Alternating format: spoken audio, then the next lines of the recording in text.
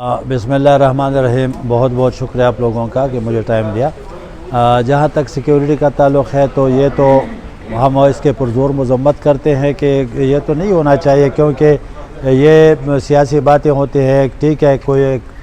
Floor of the house پہ اس نے ایک بات کی تو اس کا جواب جو ہے نا فلور آف دا ہاؤس پہ دینا چاہیے، تو ایسا نہیں کہ ہم باہر آ کے پریس کانفرنس کریں۔ ایک منسٹر کو یہ زیب نہیں دیتا۔ دوسرا، سیکیورٹی ہٹانا میرے خیال میں یہ بہت زیادتی ہے۔ اس کو سیکیورٹی مہیا کی جائے، کیونکہ وہ پاکستان کا ایک بہت بڑی پارٹی کا لیڈر ہے۔ وہ عام آدمی نہیں ہے۔ بادشاہ خان کا پوتا ہے، ولی خان کا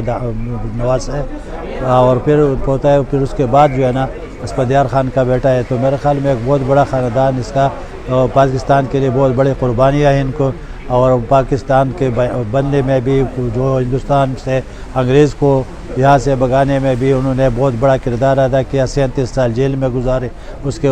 پردادا نے ابھی تک مطلب ہے کہ لوگ اس کو سرحدی گاندھی بھی کہتے ہیں، کیونکہ پورا مطلب ہے کہ اس نے جیل میں سارے دن زندگیاں گزارے۔ تو میرے خیال میں یہ اس وقت اس پہ سیکیورٹی ہٹانا یہ اچھی بات نہیں ہے، ورنہ یہ جمہوری بات ہے، اور نہ مطلب ہے کہ سیاسی بات ہے۔ تو میرے خیال میں سب کو، سیاستدانوں کو ہم تو یہی کہتے ہیں کہ ایسے حالات میں، جبکہ یہاں پہ خیبر پختونخوا میں بھی حالات بہت دگرگوں ہیں، خراب ہے، بلوچستان میں بھی، اور پنجاب میں بھی اس طرح نہیں ہے، تو میرے خیال میں اس کو سیکیورٹی فوراً مہیا کی جانی چاہیے۔ اچھا، سیکیورٹی تو فراہم کرنے کا معاملہ ہے، لیکن دوسری طرف نون لیگ کے وزراء اور ممبران اسمبلی یہ کہہ رہے ہیں کہ ہمارے ووٹ سے آپ آئے ہیں، تو اس طرح آپ اس کو کلیم نہیں کرنا چاہیے چیزیں،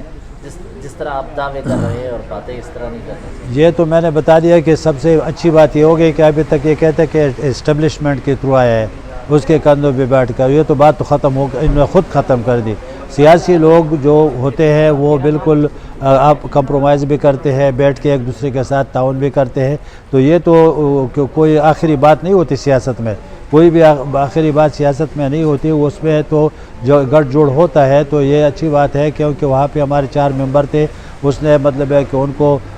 جنرل میں ووٹ دیا ہے، پھر صدر میں ہم نے ووٹ دیا، پھر اس کو دیا، یہاں مجھے دیا تو وہاں ادھر، یہ تو ہوتے رہتے ہیں، یہ کیونکہ ابھی